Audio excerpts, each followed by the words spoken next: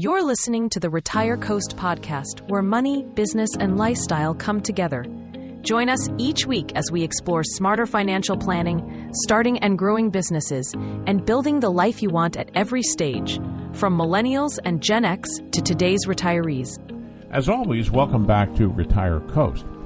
The topic today is going to be Vacation Home Trends 2024 predictions versus 2026 reality. This is a follow-up to a podcast that I did in May 2024 about vacation home rentals and short-term rentals trends that were occurring primarily in the coastal areas, Mississippi Gulf Coast to be very specific, but it also covers other coastal areas as well. And in some part, many of the places in the nation that people like to go to frequently. There were a lot of changes in the vacation rental business over the last couple of years. I want to go through those with you. The main thing that has happened from my perspective, since I have a vacation rental business along with a real estate brokerage and this podcast, is that people were jumping on their planes and driving their cars and coming down to all the coastal areas as quickly as they could, from Florida all the way up along the coast in the Carolinas and then along the Mississippi Gulf Coast, to buy their short-term rental property from COVID. Well, that has pretty much come to a stop. It's been a while since I actually have spoken to an investor that didn't already know what they wanted to do and haven't run the numbers. Just for some perspective, back in the day, just a few years ago, people would come to coastal areas without analyzing anything other than to say, wow, that price is so much lower than it is where I live in Ohio or New York or Minnesota. I'm just going to go ahead and rent that property out and it'll just make some money for me. And they did it without the benefit of talking to any property managers or getting any details on what they could get for it. Probably they went to Airbnb or VRBO, but by the time they came to my property management company, they had already bought the property and it was too late for me to give them some advice. So we did the best thing we could, which was to advertise it through all of our various outlets and try to rent the property. Unfortunately, as I described in the very first podcast, this whole situation was more like a bell curve for those of you that know what that is, and I'll describe if you don't. Bell curve is basically, imagine that it's like a bell, like the Liberty Bell, starts on the left side, for example, and curves up, a little bit slowly, and then pretty steeply all the way to the dome at the top, and comes back down the same way. Now, what happened in the vacation rental business or a short-term rental business, whatever you call it, was that right after COVID or right during COVID in some respects, people were looking for any way to get away from their restrictive states and cities, and they thought, well, I'll just go out and take a vacation down south where all the states were pretty much wide open right away. They liked it, and they saw the property values and said, maybe I should buy a place and rent it for some income. That's what started the process. They were looking at people who had already done it. They were going to some of these websites and reading all kinds of articles about how people had just made fantastic money, and that was pretty much true at the very beginning. There were more people coming to the areas than there were actually places for them to stay at. That's what drove a lot of the buying. Now, the people that got in early, that bought in before we had all that price increase in real estate, as many of you know, with your own home, about a 2-year period of time, prices went up higher than they have ever gone in U.S. history in that short period of time. So it gave a lot of equity, and it gave a false impression to people that were going to come in and buy that it would just keep on going up. Prices, the values would. So if they weren't making it in the rental side of it, they would make it in the equity side. Well, that didn't happen. This was really a flash in the pan generated by the artificial whole thing with COVID. So people were coming in buying, expecting that 100% of the cost of running the vacation rental was going to be paid by the income that was generated. That did not happen to very many people that bought properties. In fact, it was a rare case. It did actually happen at the very beginning. I can tell you that because it happened for me. I remember when I put up a place in 2020 to start with, and that first year we made about $45,000 on a $100,000 investment, which I thought was fantastic. Next year it was pretty high. It was around $35,000, but you could see it was starting to drop a little bit. For me, I got all my money back, so I'm fine with it. But other people did not, and they didn't buy early enough. They bought in 2022, 2023, and they were buying in 2024. And still some were buying in early 2025. And that's when it takes a while for the word to get out. First, they see the people that climb up the left side of the bell curve, and they watch those people, and they're the ones that make all the money because they took the risks on at first. They were the innovators. They went and jumped in. By the time it started climbing near the top of the bell curve, the profitability side was weakening greatly because prices were going up. By the time we got to the very top, people still didn't realize that, and they were still flowing in. They were flowing in as it was coming down on the other side also, and buying properties that were simply never going to pay for themselves based on all of the circumstances that were going on. One of the other things that happened, of course, was interest rates went up, and people thought, well, they'll just go back down again to 3 or 3.5%, so I'll go ahead and buy now at 7.5%, 8%, 9%, because the investment property rates are higher, and we'll just refinance down the road. It was a lot of wishful thinking and very little planning on the part of many people that I spoke to. Didn't run the numbers.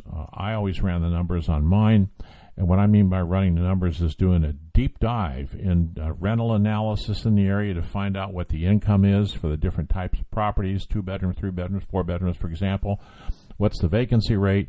Now, that information is hard to come by.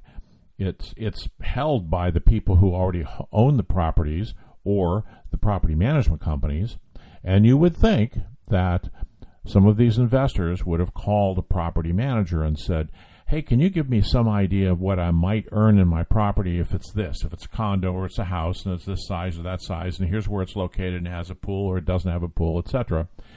But that rarely ever happened. I would receive maybe, 3-4 calls a year where someone was looking for that information, and they were the smart folks. And then I would lay it out for them and say, look, at what that property is priced at, you cannot be profitable if you expect it to pay all the bills. So what had been happening at that point was that people were in over their heads. We saw some bankruptcies and many, many properties put on the market. Now, fortunately, most of these people had some pretty substantial equity in their properties because a lot of them that bought near the top of the curve but not on the backside. So they were sitting on $20,000, $30,000, $40,000, $50,000, $60,000 in equity, and they could afford maybe just to wait it out a little bit, because if they could sell it and walk away even after paying 6 months or 7 or 8, 9 months of payments, they'd still come out ahead. Well, what's happening now in 2026 is that many of these properties that were priced, I thought was relatively fair, are coming down. They have to come down because the investor traffic has been reduced substantially. And now what we see are pretty much investors that are interested in buying a vacation home they can come and visit. That's going to be possibly their retirement home somewhere down the road, 2, 3, 5, 10 years down the road, or they will be coming here from some area and they just love the beach and they'll be coming in 3 or 4 times a year. Their family members will be coming in, but they want it rented during the times when they're not here. That's what's going on today. That's what's going on, I believe, all across the Gulf Coast and in many other areas too, because those people understand that they're going to have to pay the entire cost of that property. As a matter of fact, for our property management company, we interview everyone that wants us to help them We only take on clients that tell us, and they have to sign in writing, that they can absolutely afford their property. They can make those mortgage payments even with zero income coming in. I mean, zero is what we talk to them about. We look at them at face-to-face. Generally, they all come down and visit because we ask them to, so we can meet with them. And there's an understanding we have between our clients that you're just not going to come in here and buy this and then 6 months later say, hey, I'm sorry I shouldn't have bought it, I couldn't afford it, because we're telling you now, do not buy it if you can't make those payments. And then we'll show them the numbers that really it's up to them to do, but because many of them didn't know how to do it, we now actually go over the numbers with some of these people and we say, let's just show you where this is at if you expected that it would support itself. And we just show them and say, hey, this isn't going to happen for several reasons now.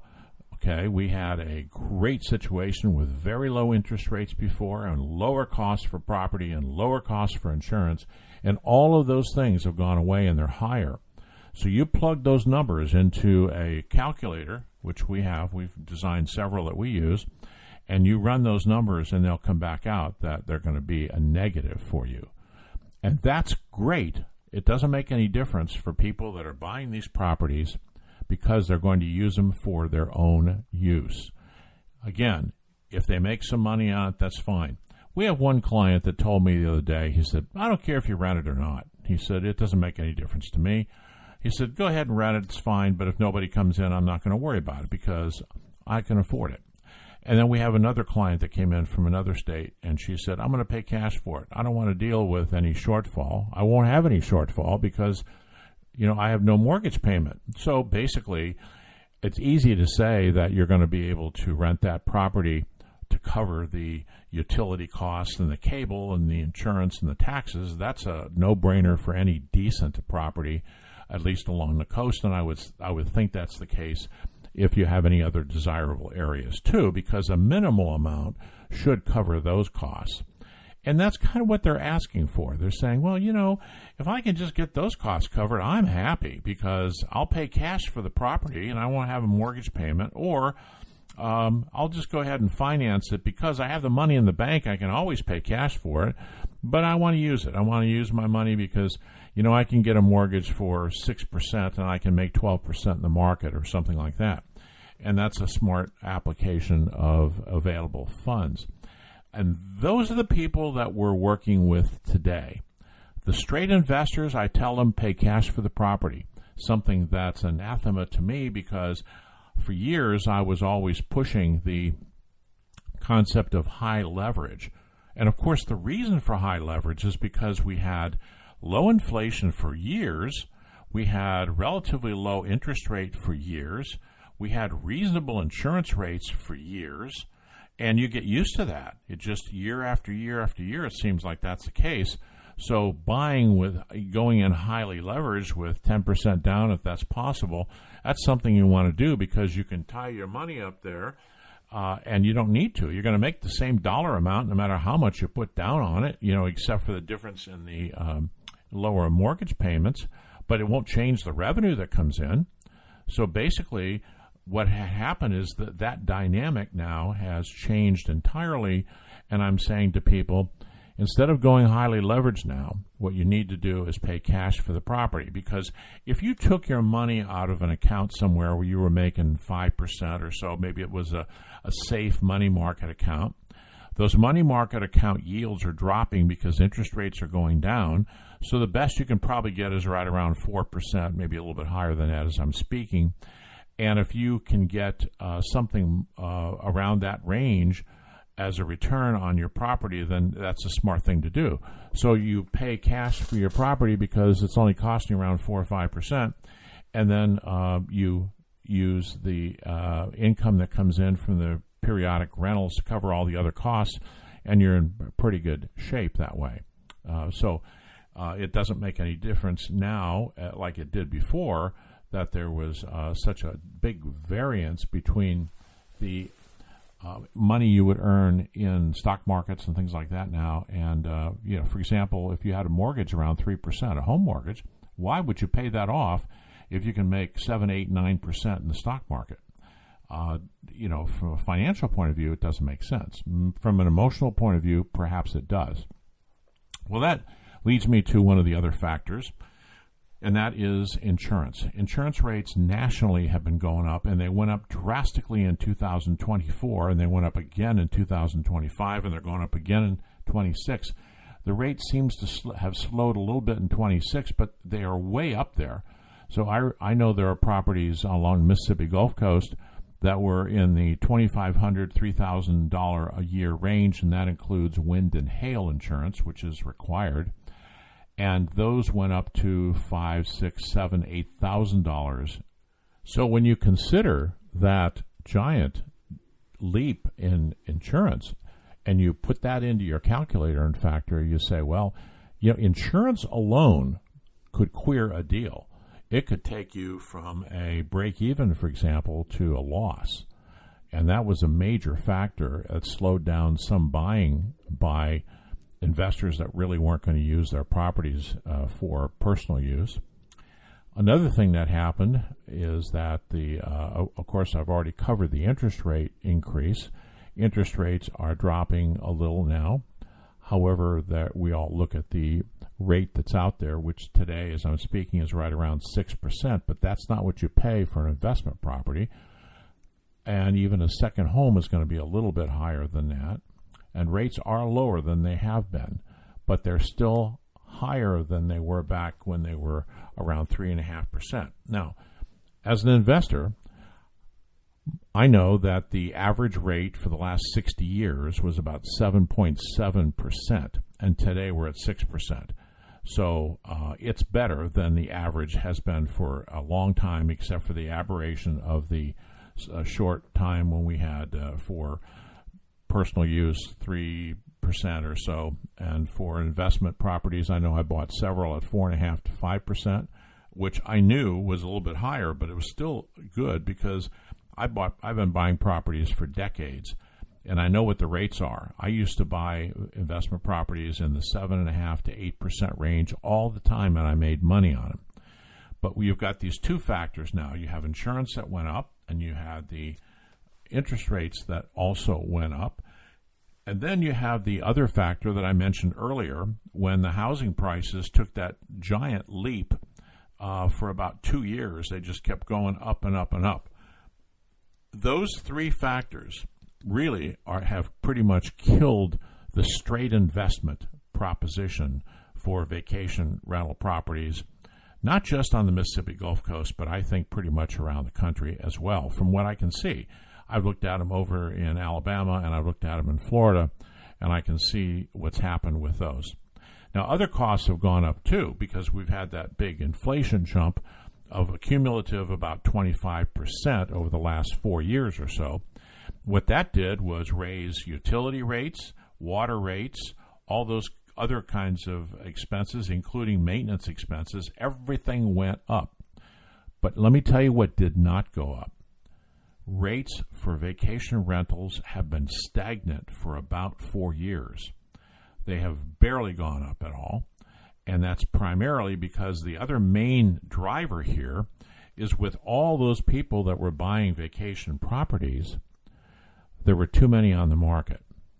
I mentioned to you before that I made over $40,000 on the one property, and yet just last year that went down to about $12,000 or $13,000. Fortunately, I'm in that property, as I mentioned to you before. I've already earned enough to pay for it already. But that's just me. For other people, it's devastating for them. And the reason that the income has dropped is exclusively because more properties are on the market now than have ever been on the market before. Now, that trend is slowing. I know that I have several clients that are selling their vacation properties that are fully furnished. I forecasted this back when I did the first one in 2024. And I said there, actually I should probably play that for you, but that's okay. Believe me, or just listen to it. It's still posted out there. But I said at the time that there would be a lot of properties coming on the market that were fully furnished. Now, you're talking anywhere from, on the light side, $10,000, but generally I would say between $15,000 and $25,000 to completely outfit a place. And that is also, painting and flooring and putting all the furniture and furnishings, everything else into a property. So all of that money has been put into these properties that are up for sale, and they can't get a penny for them because appraisals do not count what's inside. As far as the appraiser is concerned, they don't exist. But what an opportunity for those of you who have waded through all of this and said, hey, it's time. I want a vacation rental that I can come and stay at, and I can make a few dollars while I'm there, but I can just walk over to talk to Bill, and Bill will take me right in the door of a vacation rental that is fully furnished, ready to go. As a matter of fact, I can probably stay there when I come down and take a look at the property just to make sure it's what I want. And then I can make an offer on it, and it's likely that the person that has put it up for sale will take less than what they have asked for it. Actually, in this area here, we're losing about 6 to 7, maybe 8% off of the asking price. And people are asking for things such as closing costs and warranties, those kinds of things as well. So this is a good time to buy. It's getting better and better to buy also because property values are still sliding here as a result of people who must get out, absolutely must get out. Now remember, a lot of them had equity, so they just don't want to file bankruptcy because there's equity in the houses and properties. But some of these have been on the market for more than a year. And if they can't hold out for that period of time, they're going to lose all of their equity. So the longer you wait, the better it's going to be. Now, it's good now. It'll get better in 3 months or 4 months. That's my forecast, is that interest rates will continue to come down a little bit. I don't think that the interest rate to buy a single-family home for yourself is probably going to drop below 5.5%. And that's a consensus I've gotten from a lot of people that are in the lending business. So I think we've got just a little bit of room to go before the interest rates pretty much are going to stay where they're at. Now you have to add a point or two to that for an investment property or a second home property for some people. And I encourage people to buy these as second homes if they're going to use it for their own use and come down and then make some money on it while they're here. There's some rules involved in a lot of the places you go to buy a vacation rental, such as permits, zoning, those kinds of things. So you have to be careful with what you choose. But if you choose a property that's already been a vacation rental and there's a permit process there, you can pretty much be assured that you're going to get a permit because it's already been inspected and it's been on their program for a while there in that city. And the neighbors are already aware of it, and so there shouldn't be any restrictions. There may be one or two. It depends on the area. For example, one city down here has a limit on the number that they're going to permit. And if you buy a vacation property from someone who has one already in that city, and that property is not in what they call a zone that's by right, in other words, it's usually a mixed zone where there's commercial and houses together there, but you're in a more residential area, you don't have the right to get a permit for that. So you have to be very careful before you buy a property like that was or currently is a vacation rental. There's no guarantee that you will be able to get a permit. You need to check that first. And that's something a lot of the people that were coming down for a while weren't checking into any of these things. And they were running into roadblocks. They'd buy a property they couldn't use for a vacation rental. They thought, well, I'll put it on the 30-day rental process.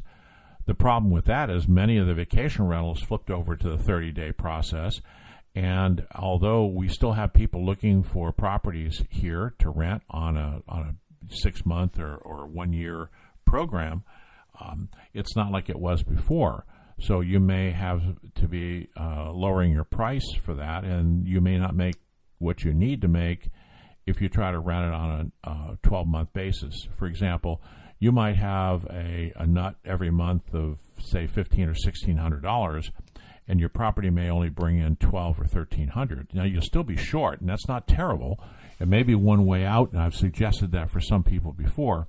I'm just saying that you need to be aware of that because that's one of the major changes that's taken place here.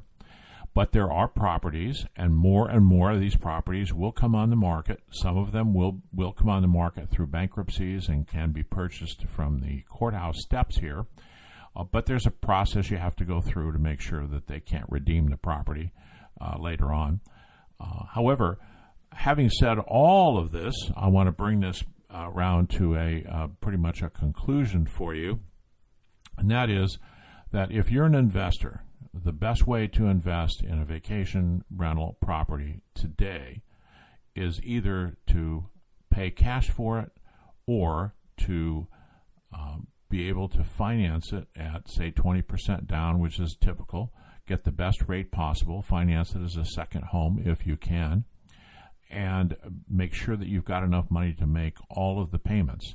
But you need to get an idea before you buy what the rental market is today. So don't guess at it. Just because you see that someone's rented a place out there for $190 a night, that doesn't tell you how often they rent it.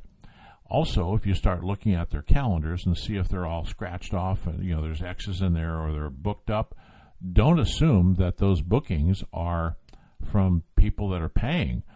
As I said, a lot of these people that own their properties come down and visit them, and they block out the dates so someone can't rent it.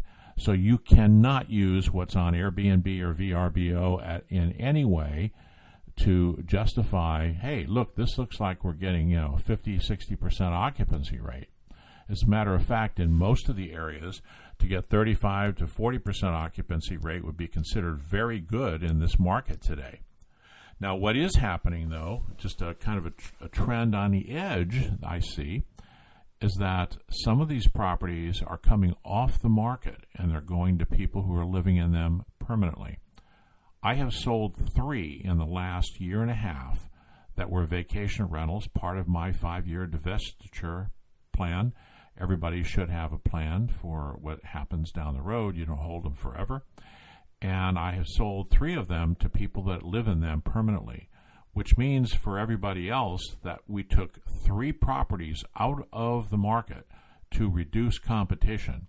Now, I'm not sure how well that worked because there were still some people coming in, but the fewer properties that are available for rent, of course, it's supply and demand, you'll see more people staying. Also, this year in 2026, I expect that we'll see a slight increase in the rates that people charge. They've been sitting around for a long time not raising their rates. Airbnb and VRBOs have made some significant changes in how they bill the customers. It's pretty convoluted. They've thrown everything into the pie and given you one price, which means that the owners of the properties have to back out and figure out the cleaning fees and those kinds of things to make sure they're making enough money. But what it did do was it was usually easier before to go and do a rental survey on at least the rates with these. And you can't really do that now because that rate includes a cleaning fee, and everybody's cleaning fee is different. So you have to really dig in. And the way to do that is contact a property manager in the area you plan to go to, because you're going to need one anyway. Get one that is good at what they do and talk to them. They can give you all the numbers. I have all the numbers. We have 26 or 27 properties right now that we manage. And I know what they're generating. I know what months they're generating the income in. We see what's happening in the future. For example, we have, dozens and dozens and dozens of bookings that are already on the books. All that information is available for people that are interested in buying as long as they're willing to work with the property manager that has the information. Most of them will pass it on to them. There's another thing that is occurring also. A few years ago, actually going back before COVID, when the season came around, let's say we were talking about January or February, that's when people would start to consider what they were going to do for the following summer and what they were going to do for, say, Easter and for spring break. They would plan ahead. They would start to book in January and February. Well, that all went away with COVID and really after that. Now it's starting to come back again a little bit. But what's happened instead of this long-term booking is we have a trend of short-term bookings. What I mean by that is people are waiting until 2 weeks, 3 weeks, maybe a month before they want to come down and visit before they make their booking. We get bookings a week before now. Those things really didn't happen before, and now people are waiting and waiting and waiting because there are so many properties available. When they go through, if they find one that is booked, they'll just take another one. However, with the reduction trend going on in the number of vacation rentals, I suspect that may change, and maybe we'll go back to longer-term planning, but that's not going to happen in 2026, possibly even the beginning of 2027. So what many of our clients will say is, they're looking in, say, January, and they go, how come I don't have any bookings for the summer yet? I said, well, we're not getting those now, but we'll get the summer bookings starting to come up in March and maybe in April for the summer. For example, we just had a tremendous February. We're already in February as I'm speaking right now, but we had a combination of Valentine's Day, and we had Mardi Gras here, and there are all kinds of conventions going on, cheerleaders, and all kinds of other things that happen on the Mississippi Gulf Coast. And all of that seemed to be centered at the same time. So every one of our properties is booked, which has not happened very often in the last 3 or 4 years. And they're all booked now, and we're seeing these bookings start to pile up in the future. So this looks like it's going to be a good year in 2026. You can check back with me next year, and I'll be able to tell you what happened. But from a perspective of buying a property and trying to make a few dollars on it while you're using it for your own use, things are looking pretty bright in that department. And again, as I mentioned earlier, there are properties coming on the market at lower prices. They're fully ready to go. If you haven't set up a vacation rental property, it's a lot of work. It takes a lot of time. And if you're not living where you purchased the property and you have to fly back and forth or drive back and forth, it's a tremendous amount of effort. You have to order things to be delivered. Who's going to receive those things? You have to get people to put the furniture together and assemble all of that. It's very difficult. It's a lot of work. So those hours and hours and hours of work that are put into establishing a property are already there for you just to pluck out and buy. So when I mentioned $15,000 to $25,000, that's not labor. That's just the cost of the materials themselves, which of course went up since then. So if I paid, say, $15,000 for one of my properties to fit it out maybe in 2020, we're probably talking $25,000 today. So you can buy these properties with and they're well taken care of. That's the other thing. You won't be able to rent a property that's not well taken care of. So one thing you can do if you kind of zero it in on a property with your real estate agent and you've talked to a property manager is you can take a look at their ratings on Airbnb and VRBO, especially their cleanliness ratings, those kinds of things. That'll help you make a decision about which property you want to buy. That's a lot more information that you get than if you're just trying to buy a house or a condo that's never been a property on the market for rental before and guess at the condition of that property. If people are staying there and they're throwing out 5-star reviews or 4.5 or whatever for those things that deal with the actual physical property, that it might be a pretty good buy. You have your property inspector take another look at it, and that's great. Plus, if you take over a property that's already out there, if it's a property that the property manager has in their inventory, then you can continue to keep on going with that same property name and everything else, and that history can stay there, and you can take advantage of that history, which is a great thing. Now, that history will stay on Airbnb and VRBO because it's in the name of the property manager and not the name of the property owner. And that's an immense help because any of you that understand how these property rentals go with vacation short-term rentals is that it's reputation. after you get, a half dozen, dozen 5-star or good high 4-star ratings, people start to look at your property, and the more of those that you get, the longer it's on there, the more you get. It helps you get more frequency of people staying at your property, and also will ultimately impact what you can charge for your property also. Well, thank you for listening to me discussing the changes that have taken place since May 2024 when I did my last podcast. Check back in a year. I'll do another podcast and I'll bring you up to date on what's going on there. But do your research. Don't just throw money on the table. Make sure that you're going to buy something that is what you want. It's a place you want to stay in, and it's a place that you enjoy. So, why not stay in the place first? Go and stay in the area first, check it out, and then buy a property with a good real estate agent. I happen to be one, but I'm not advertising that now, tongue in cheek, of course. But that's what you need to do. And then contact a property manager. Now, if you called me, I'd tell you our property manager would be able to speak to you and tell you a little bit about this area. But you might be going to Florida, you might be going to South Carolina or some other place, and or even the mountains somewhere in the country, or possibly in Nevada or something. All these things I was talking to you about pretty much apply anywhere in the country. They all have their own markets, but most are down right now, except for those peak periods of time when they're pretty busy. In our case would be the summer, but it's different for every other area. Again, thank you for coming, and be sure to go to retirecoast.com. We have lots and lots of articles on these topics, all topics of investing and retiring, and we have a whole big millennial lab there. We have a lot of calculators to use. We have a big effort going for millennials. We also do for Gen X too, preparation for retirement, investing in properties, and then we have an entire section there for businesses. Starting a business after you retire.